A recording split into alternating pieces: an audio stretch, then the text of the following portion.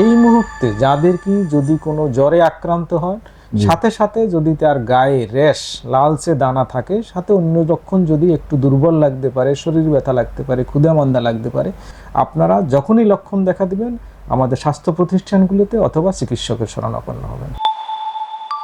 আপনার জ্বর আসলে প্রথম দিন মনে করেন না এটা তো তেমন কিছু না, আমি একটু দেখি, আবার দেখি না, তীব্র দেখি, তারপর নিজে কিছু ওষুধ খেতে চেষ্টা করি, তারপরে বাড়ির দরজার যে ফার্মেসি আছে ওর কাছ থেকে চিকিৎসা করি। যার জন্য আমি যেটা বলতেছি যে আরেকটু যদি আমরা ভয় না পাই, এই হাম হচ্ছে ভাইরাস জনিত একটা রোগ, এর কোনো স্পেসিফিক চিকিৎসা নাই।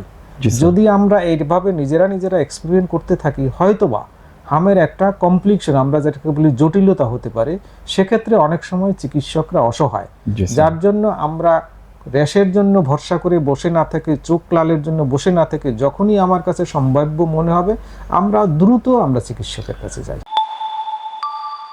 আসলে হাম নিজে অতটা সিরিয়াস না, কিন্তু সমস্যা হচ্ছে হাম রোগে আক্রান্ত হলে, এই ভাইরাসে আক্রান্ত হলে শরীরের রোগ প্রতিরোধ ক্ষমতা অনেকটাই কমে যায় এবং এই সময় বিভিন্ন ধরনের জটিলতা হয়।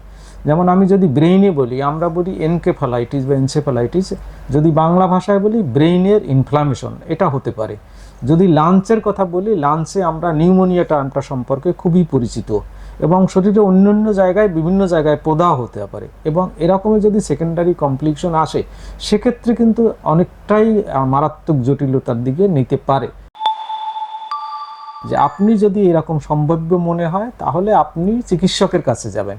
চিকিৎসক আপনাকে কিন্তু সম্পূর্ণ একটা উপদেশ লিখে দিবেন যে আপনি যদি বাসায়ও থাকেন, বাসায় কীভাবে থাকবেন, যে আপনার আইসোলেশন মেনটেন করতে হবে, আপনার নিউট্রিশন মেনটেন করতে হবে, আপনার জ্বরটা কমাই আনতে হবে, আপনার হাইড্রেশন মানে আবার পানির স্বল্পতা কমাই আনতে হবে। হ্যাঁ, সুতরাং এই উপদেশটা আমার মনে হয় রেসপেক্টিভ যিনি চিকিৎসক থাকবে উনি আপনাকে লিখিতভাবে হোক এবং আপনাকে সম্পূর্ণ বুঝিয়ে আপনার গার্ডিয়ানকে দিবে। যার জন্য একটা কথা সবসময় যেন মনে রাখবেন, চিকিৎসার সময় চিকিৎসকের পরামর্শটাই সবচেয়ে বড় হবে। বরিশাল বিভাগের প্রত্যন্ত অঞ্চল পর্যন্ত যেখানেই যাবেন, যে প্রতি ইউনিয়নে আমরা সপ্তাহে 2 দিন করে আমরা যাচ্ছি এবং আমরা দিচ্ছি। এবং আপনি যদি আমাকে জিজ্ঞেস করেন আমার বরিশাল বিভাগের এখন এই মুহূর্তে আমার কিন্তু কোথাও টিকায় ঘাটতি নাই এবং প্রতিটা জায়গায় আমার রুটিন, আমরা যেটা বলি আউটরিচ সেন্টার, ইউনিয়নে আমার ওয়ার্ড ভিত্তিক যে জায়গাগুলো আছে সেখানে কার্যক্রম চালু আছে এবং আমাদের যেখানে ফিক্সড সেন্টার বলতে আমি বুঝি যেমন আমার উপজেলা স্বাস্থ্য কমপ্লেক্সে, আমার জেলা হাসপাতালে, এই জায়গাগুলোতে কিন্তু অফিস চলাকালীন সময় সবসময় আমার এই টিকা কেন্দ্রগুলো খোলা থাকবে। নির্দিষ্ট সময় যে আমি 9 মাস, আমরা অনেক সময় মনে করি কি একটু আগে যাই, আমরা কোনো সময় একটু আগে যাব না।